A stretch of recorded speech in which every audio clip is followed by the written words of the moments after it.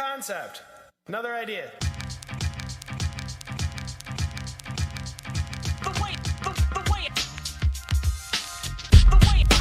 Give me another concept. Another idea. Give me another concept. Another idea. Another idea. The 80s. Crazy. 17-year-old Ben's baby. Welcome to my channel. Make sure you hit the like button, share, and subscribe. Well, guys, this Diddy stuff, man. This Diddy stuff is serious. This is serious business right now going on. It's not a game. Diddy is in big trouble. And I think that he was in denial. Now, all of this stuff that's going on right now, I told y'all before, this has been going on since the 60s, early, okay? Maybe even before that. This is just a culture in this business. And there are plenty of other celebrities and people like that who are doing the same thing. But Diddy has fell out of favor, and people have a lot of stuff on him, but he felt like he was taking out insurance by recording all of these people while these freak-offs was going on. But in the past, there was something that took place that listen, guys, there was something that went just almost exactly like this that Diddy is doing, but it's just that people wound up getting taken out. Now, I'm going to play a snippet of this. This man's name is Nicholas Schreck, right? And he was married to Aunt Anton LaVey, who was the founder of the Church of Satan. He was married to the daughter. So he was privy to a lot of information and things that was going on. And he, after a while, he left her and he left all of that, and he started talking. So he started, now if something was involving the Church of Satan or some type of Satanism thing, he would say so. But he said that this particular incident that happened with Sharon Tate and those people, the ones that I mentioned to y'all before, was because they was trying to say that it was a satanic ritual and stuff like that, in which case I thought it was too, because of the way things looked. Now, I'm not saying that the people involved weren't Satanists, but it didn't have nothing to do with Satanism why they did those things. This man is claiming. He's saying they did it because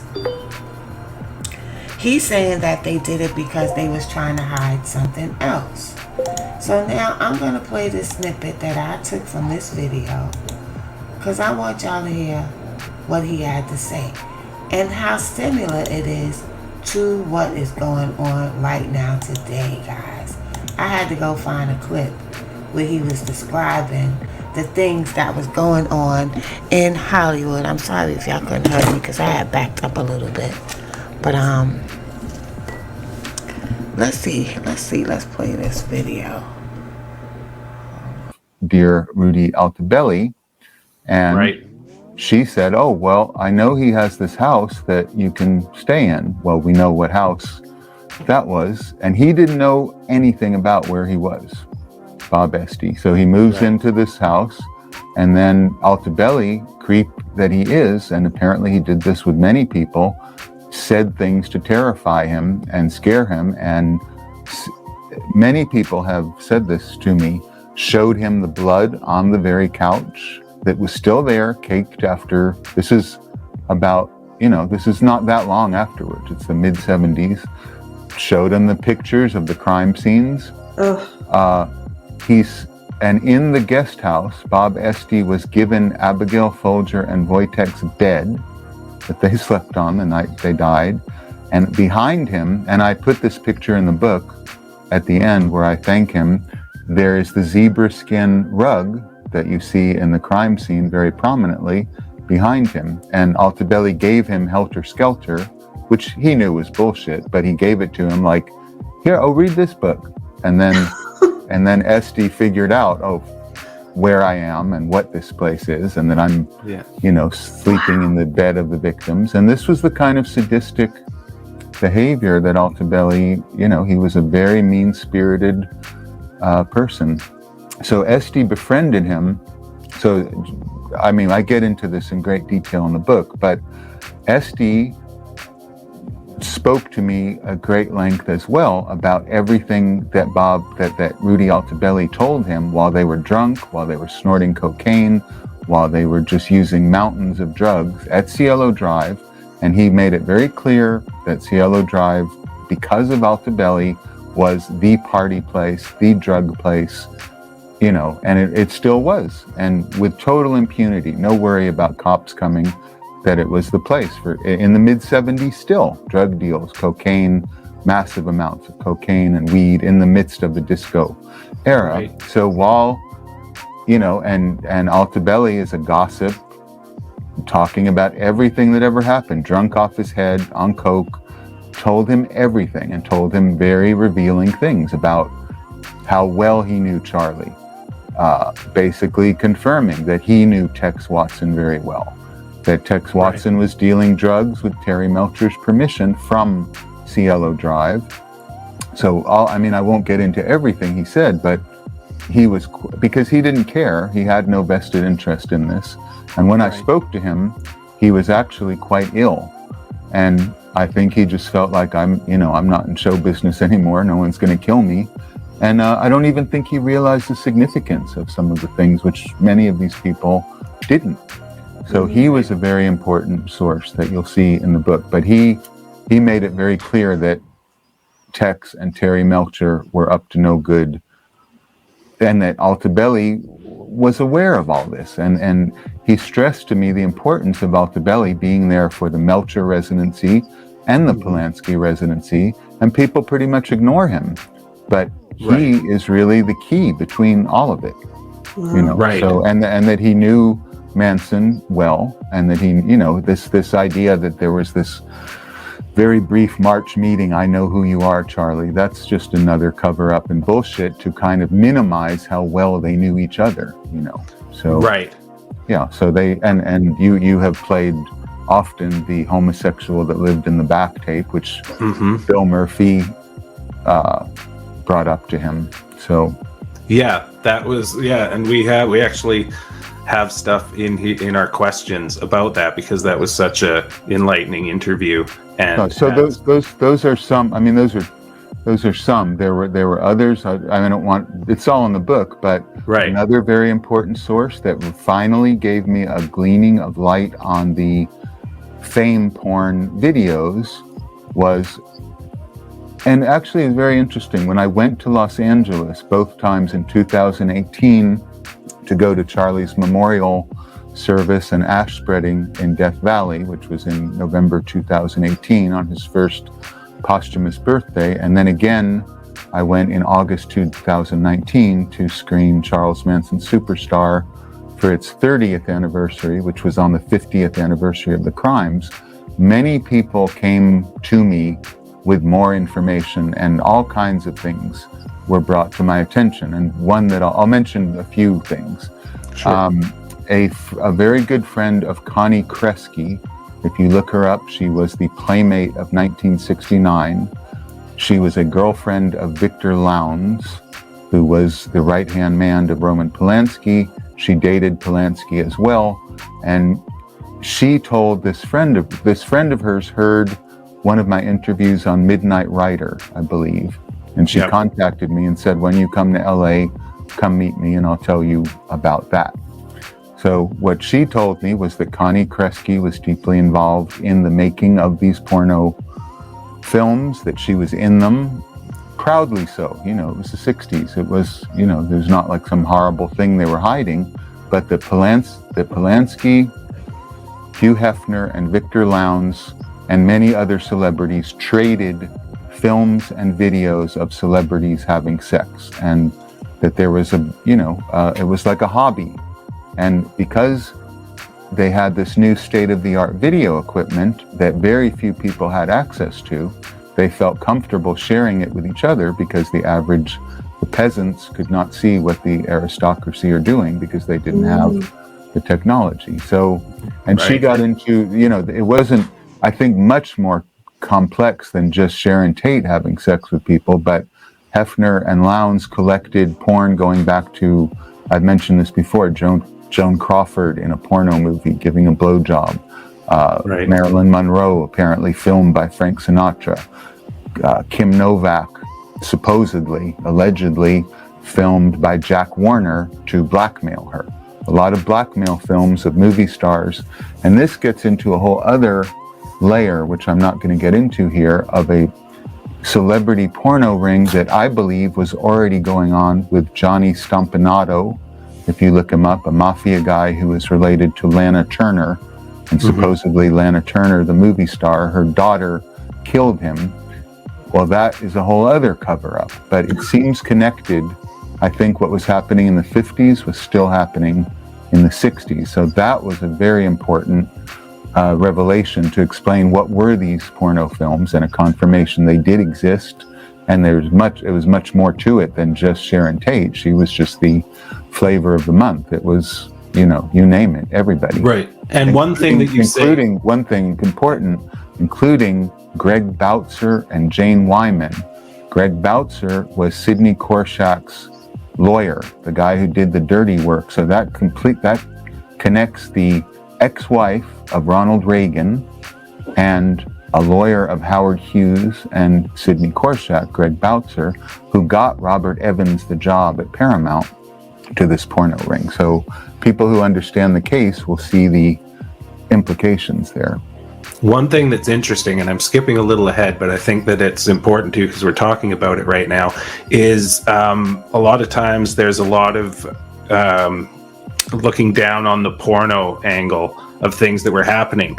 But you say in the book you got confirmation about it. There was Joanna Pettit, who was a friend of Sharon Tate's, talked about it. And so did, like you were talking about earlier, Gene Katowski.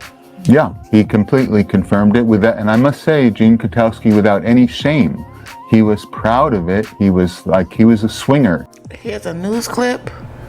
This is ABC News. Check this out, y'all. Breaking news in the Sean Diddy Combs case. He's back in federal court today in Manhattan, this time trying to secure bail. The music mogul was denied bail yesterday after his arrest on sex trafficking and other charges. Prosecutors say that the charges stem from years of sexual abuse and threats against women. He has pleaded not guilty to those charges, and he made that plea yesterday. I want to bring in ABC News' Alex Stone along with ABC News legal contributor and trial attorney Brian Buckmeyer for more on this. So again, we're still waiting to hear the judge's decision today, because again, his defense team is trying to get him out on this $50 million bond. And Alex, it does. Oh, my producer just told me in my ear he has been ordered held again. Okay, so Judge Andrew Carter has decided that Sean Diddy Combs will be held again in a federal facility. So let's jump off right there here, Alex, starting with you. We're learning from our Aaron Katowski, who's in that courtroom, that already this judge was pretty skeptical of some of the arguments that the defense team was making on Diddy's behalf. Yeah, and that order just coming down right now, Kana, that through the day today, it appeared that the judge was from the beginning skeptical about this, talking about that video that was seen around the world in L.A. of Combs allegedly attacking his then girlfriend, and the judge saying, what's love got to do with that? As the defense had been saying that was a relationship that was deteriorating and that it was nothing more than consensual activity that then had deteriorated from there. But prosecutors said that Combs is a danger, clear evidence of dangerousness, a long pattern of abuse, they were saying today. But the defense offered the sun and the moon, saying, we will do anything if you allow him to post bail. $50 million bail. They would have off-duty police outside his home, control who comes and goes, take away his cell phone, anything that the judge was willing to do. And the word just coming in now, the judge saying no way, he will remain in jail. He certainly will. And again, sharing reporting from our Aaron Katowski that is in that courtroom. He said that Combs did not appear to react, but that he had his eyes cast downward while he was seated at the defense table when this all came down. And so, Brian Buckmeyer, to you. The judge said the defense proposal to this bail package was insufficient, and that the government, on the other side of that, provided sufficient evidence that Combs is a danger to the community and a danger to obstruct justice and intimidate witnesses. And Brian, I find some of that language particularly interesting when you you think about what his defense attorneys were trying to argue. And they were essentially trying to paint a picture of what it would look like if he was to be allowed out on bail, with security teams monitoring his comings and goings, who would come into the residence. And Brian, his own defense lawyer used the language, "What I'm trying to fashion is a situation where any witness intimidation would be virtually impossible." Yeah, and that was the issue that we saw with the initial judge yesterday, that in evaluating this case for the possibility of bond and or bail, that there's always the issue of flight, whether or not someone's going to flee the state, flee the country, whatever it may be, and not come back to court, but also whether or not that Sean Combs' power and influence could be a force of threatening, witness intimidation, or reoccurring or reoffending in a way that would harm other women in his inner circle, so to speak. And so the defense is trying to fashion a way of saying he has no opportunity to intimidate witnesses, even though there's alleged evidence that he's reaching out to some of those women to try to ensure that they're not coming forward after that Kesy lawsuit came forward. But it seems like, as you quoted the judge, that was insufficient, that whatever the bail package the defense tried to put forward was not enough for this judge, Judge Carter, to say that he would be a safety to the community and would return back to court on each and every date. I mean, right. Again, there was a head of a private security firm even appearing in court. There would be a pre-approved list of visitors, and Combs would have no access to his cell phone or the internet under this defense proposal that, again, was denied by the judge today. So he will remain in a federal facility until court. And Alex, as we read some of these notes again from Aaron Katowski, it was really interesting when the defense, tried to talk about the trust that they were trying to build with the court in terms of getting Diddy into New York ahead of this and ahead of his arrest, knowing that this was coming. And at one point, the defense called Diddy an actual altar boy. Alex, the judge pushed back on that pretty quickly. The judge did push back on that, saying no, that you can't say that. And they said today he is eminently trustworthy, is the quote that was used in an argument to the court, saying he came to New York. He is not going to flee. We're going to put all of these different aspects into play, and he will put up $50 million, his Miami home. His family members would sign off. He wouldn't be able to travel. Women would not be able to come into his home. And then they went beyond that. When the judge seemed like he was skeptical today, they said, well, all right, what about these other things of putting police outside his home, keeping a log of visitors coming in and out? But the judge today saying the government, reading Aaron's notes here, the government had provided sufficient evidence that Combs is a danger to the community and a danger to obstruct justice and intimidate witnesses. A lot of this coming back to prosecutors saying he had tried to reach out to an alleged victim, saying essentially that if she continued to defend him and stayed on his side, financially she would be okay. They said that was a problem and made their argument today, and the judge coming down on the side of prosecutors. Certainly did. And Brian, it sounds like he's going to be held in a special housing unit there in Brooklyn. Are you able to read us in on what that's like at all? Yeah, so he's going to be in the Metropolitan Detention Center. We call it MDC. It's where Sam Bankman-Friedman, where R. Kelly was, pending prosecution.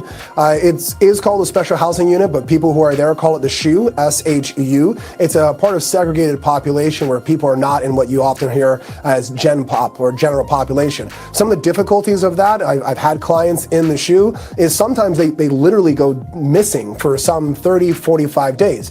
It's sometimes a place where people go when they have infractions while they're incarcerated. And what I mean by disappear is they don't have access or full access to phones, the internet, calls. Sometimes when my clients go into the SHU, the first time I hear about it is when their family members say, Mr. Brian, I can't find my son. I can't find my loved one. Where are they? And it's only through investigation that we find there's an infraction of something in the sense that they're in the SHU. So to the defense attorney's point, Mark, he's saying it's going to be much harder for him to try to mount a defense based on the limitations of where he'll be in that SHU. Again, S-H-U, not like an S-H-O-E. Based on just the ins and outs of how segregated population works in MDC.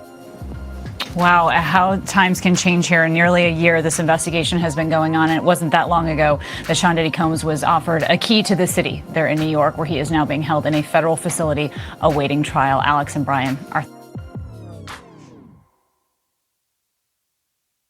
That's deep, y'all. It's deep. It's deep. Because what I'm seeing is that if something happens to Diddy, people are going to naturally assume that he committed suicide. And I feel like that's going to be the story that they're going to give us, just like Jeffrey Epstein, that he couldn't take it. Remember, Gene Deal was talking about that before, how when he got fired from Uptown Records that time by Andre Harrell, he was contemplating committing suicide, and everybody rallied around him. People gave him money to get the business started off until he got that deal with Universal Records, Arista Records, to start Bad Boy. So, and look what he did to them. It was Wolf behind him, Riz, all of those people was behind him. I forgot what the other guy's name is that drew the Bad Boy logo, but it looks like everything's coming full circle. Now, they also said, they also just released that they found 90 cell phones. So I was thinking to myself, what would a person be doing with 90 cell phones? Several things can be done with 90 cell phones. You have several different numbers that's calling for whatever reason to book whatever. So it looks like it's not coming from the same place. But I don't know why he wouldn't use a burner phone, but hey. And then again, I said, oh, well, maybe those phones also were used as recording devices when they were at hotels. So, as you heard Shrek talk about, he said that all of these Hollywood people participate in these freak-offs. Some of them are on videotape doing things, nefarious things, sexually deviant things.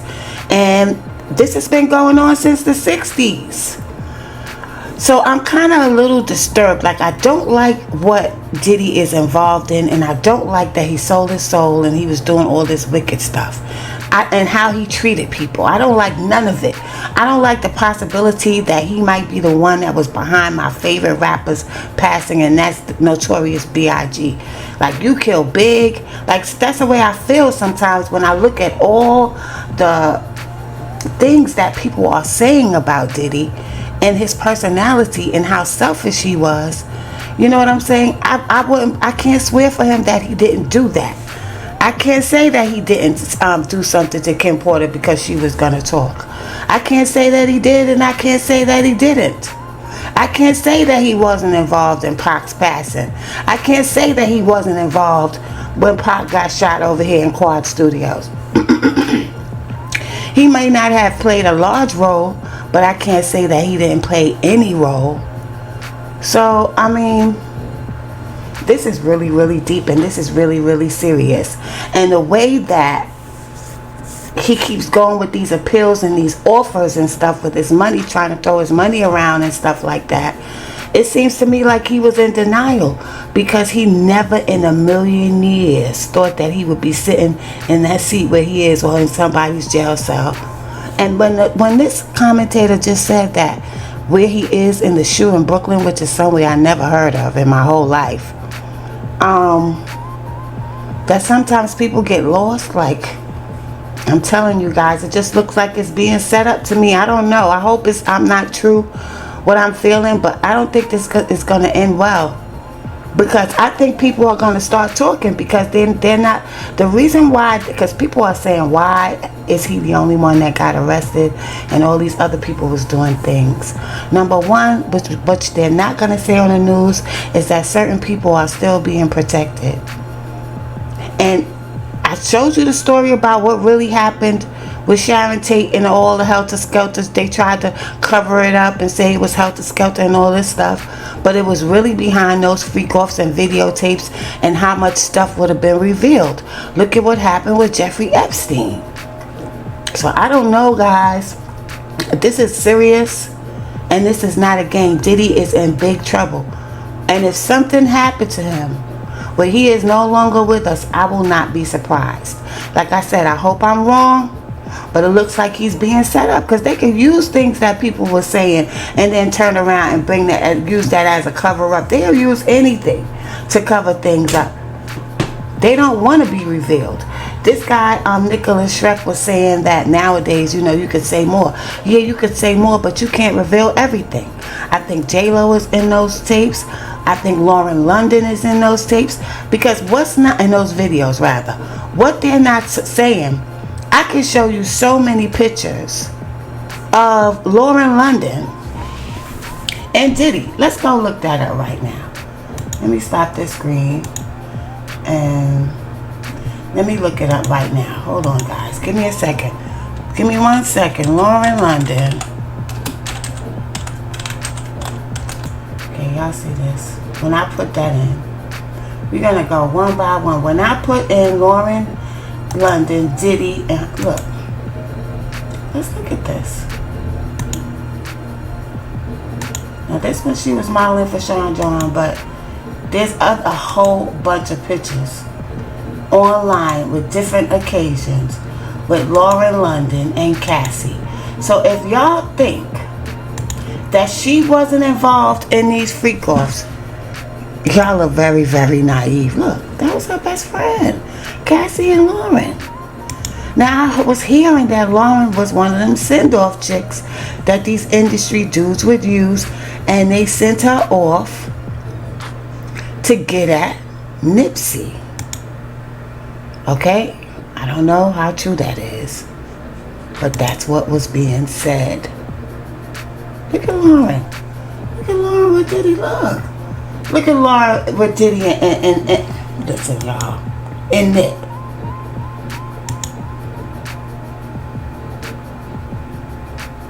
I heard some things about her. I'm telling you, you can't talk about it because everybody thinks he's an angel. Look at her. Look at her now. With her. And these are different. She was at the white party. Look.